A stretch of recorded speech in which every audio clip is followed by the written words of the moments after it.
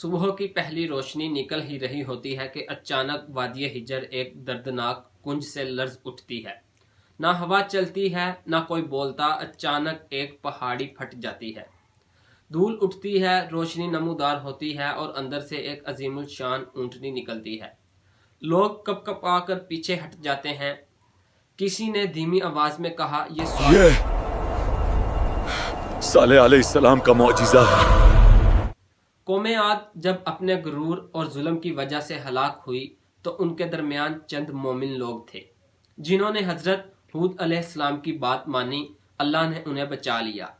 عذاب کے بعد ہوا بالکل خاموش تھی، وادیوں میں صرف ٹوٹے ہوئے گھر تھے اور فضاؤں میں عذاب کا دھواں۔ بچے ہوئے لوگ ایک دوسرے کو دیکھ کر کہتے، شکر ہے کہ ہم نے ہود علیہ السلام کی بات مانی، اگر اللہ ہمیں پناہ نہ دیتا ہم بھی تباہ ہو جاتے۔ یہ مومن لوگ وادی عاد چھوڑ کر دوسری زمین کی طرف روانہ ہوئے۔ سفر لمبا، مشکل اور تکلیف دہ تھا، مگر ان کی نسل کو نئی زمین، پانی، خوشحالی اور امن کی تلاش تھی۔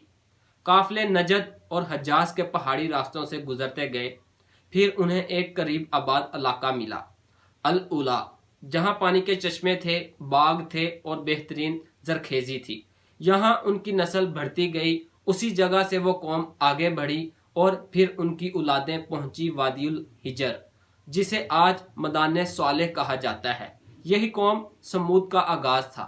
قوم سمود ایک عظیم قوم بنی۔ اللہ نے انہیں مضبوط جسم، ذہانت، فنی مہارت، چٹانوں کو تراشنے کا کمال اور رہنے کے لیے بہترین قدرتی علاقے عطا کیے تھے۔ یہ لوگ پہاڑوں کے اندر پورے شہر تراش لیتے تھے، ایسی عمارتیں کہ دیواریں سیدھی، ستون بلند اور نقش و نگار دیکھ کر آج بھی انسان حیران رہ جائے۔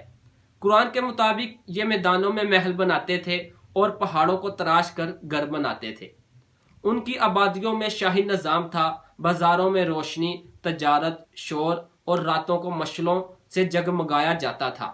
وادیوں میں باغات تھے، کھجوروں کی خوشبو، سرسبز زمین، مگر پھر نعمتوں کا شکر چھوڑ کر غرور آ گیا۔ کہنے لگے، ہم نے اپنی طاقت اور ذہانت سے یہ سب بنایا ہے۔ جب طاقت نے گمراہ کیا تو دل سخت ہو گئے، پہاڑوں میں تراشے ہوئے بتوں کو معبود بنا لیا۔ اللہ کو بھول کر قدرتی قوتوں کو پکارنے لگے، اپنی طاقت اور دولت پر اتنا غرور کہ کہتے،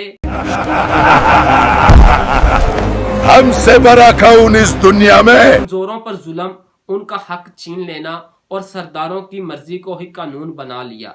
یہ سب دیکھا دیکھی تھا، جیسے کوئی انسان اللہ کے قانون کو چھوڑ کر اپنی مرضی کا قانون بنا لے اور پھر خود کو اس سے مستثنا سمجھ بیٹھے۔ قوم سمود میں فساد، بے بدگی اور گناہ عام تھے۔ ان کا مشہور جملہ تھا، ہم پہاڑ ترش کر گھر بنا لیتے ہیں، ہمارے سامنے کون ٹک پائے گا؟ وہ نعمتوں کو اپنی طاقت سمجھ بیٹھے، یہ بھول گئے کہ اللہ ہی دیتا ہے، اللہ ہی چھین لیتا ہے۔ اسی وادی میں ایک معزز خاندان عبید بن مسعود کے گھر میں ایک نورانی بچہ پیدا ہوا۔ صالح علیہ السلام بچپن سے ہی ان میں نرمی، حکمت، نور، سوچ کی گہرائی اور حق کی طرف دل کا میلان نمایاں تھا۔ قوم کے بزرگ کہتے کہ یہ لڑکا عام نہیں، اس کی باتوں میں کافی گہرائی ہے۔ جب وہ جوان ہوئے تو ان کا مزاج بالکل مختلف تھا۔ دنیا کی چمک انہیں متاثر نہ کرتی تھی۔ وہ تنہائی میں اللہ کو یاد کرتے۔ پھر ایک رات اللہ نے انہیں نبوت عطا فرمائی۔ صالح علیہ السلام اپنی بستی میں آ گئے اور لوگوں سے کہا، صرف اللہ کی عبادت کرو، اس کے سوا تمہارا کوئی معبود نہیں۔ قوم کے سردار ہنس رہے اور کہنے لگے، کل تک تو ہمارا عقل مند دوست تھا، آج ہمیں ہمارے معبودوں سے روک رہا ہے؟ ہم تو تجھے نیک سمجھتے تھے، مگر اب تو ہمیں ان چیزوں سے روک رہا ہے جو ہمارے باپ دادا سے چلتی آ رہی ہیں۔ صالح علیہ السلام نے پیار سے سمجھایا، وادی، یہ عمارتیں، یہ قدرت اللہ کی نعمت ہے، شکر کرو، شرک مت کرو۔ لیکن قوم نے جواب دیا، بے ثبوت باتیں نہ کرو، اگر تم سچے نبی ہو تو نشانی دکھاؤ۔ سرداروں نے کہا، اس پہاڑی چٹان کے اندر سے ایک زندہ اوتنی نکل کر دکھاؤ۔ तब हम मानेंगे। सालेह अलैहिस्सलाम उन लोगों के साथ इस पहाड़ी के पास गए और अल्लाह से दुआ की, या रब, तू गवाह है, अपनी निशानी जाहिर फरमा। वादी का रंग बदल गया, पहाड़ बीच से फट गया, रोशनी की लहर ने सबको हैरान कर दिया और एक अजीम ऊंटनी चट्टान से बाहर निकली। वो आम ऊंटनी ना थी, कुरान में उसे नाक़ात अल्लाह, अल्लाह की ऊंटनी और आयत यानी निशान कहा गया है। इसकी हिब्बत और उसकी अजमत कौम ने पहली बार ऐसा मंजर देखा। मौजज़ा यही नहीं रुका, वो ऊंटनी वादी के कुएं से पूरा दिन पानी पीती थी और कुआं खाली हो जाता था। लोग परेशान हो जाते कि पानी खत्म हो गया, मगर अल्लाह ने उसका मुआवजा भी अता किया था। अगले दिन पूरी कौम उसके दूध से सैर होती थी, इतना दूध कि हर घर, हर जानवर, हर बच्चा, सबकी जरूरत पूरी होती थी। निज़ाम ये था, एक दिन ऊंटनी का, अगले दिन लोगों का, मगर कौम इस इम्तिहान को बर्दाश्त ना कर सकी। सरदार कहने लगा, तुम्हारी आजादी छीन ली गई है, एक ओतनी हमारे पानी पर हुकूमत करेगी। कुछ लोग ईमान लाने लगे तो सरदारों के चेहरों पर हसद और गुस्सा बढ़ गया। कहने लगे, इस ऊंटनी की वजह से साले की इज्जत बढ़ रही है, अगर हमने कुछ ना किया तो पूरी कौम इसके पीछे चल पड़ेगी। फिर उन्होंने साजिश रची, इस निशानी को मिटा दो, सालेह का आसर भी मिट जाएगा। एक अमीर औरत ने कहा, जो इस ऊंटनी को मार डाले, मैं अपनी बेटी की उससे शादी करवा दूंगी। नौजवान तैयार हो गए, आज रात ऊंटनी नहीं बचेगी। ऊंटनी जब खूब पानी पी कर वापिस जा रही थी, कातिल उसके पीछे हो लिए। पहले एक ने तीर चलाया, ऊंटनी का पांव जख्मी हो गया। फिर सब टूट पड़े और एक हमले में उस अजीम निशानी को कत्ल कर दिया।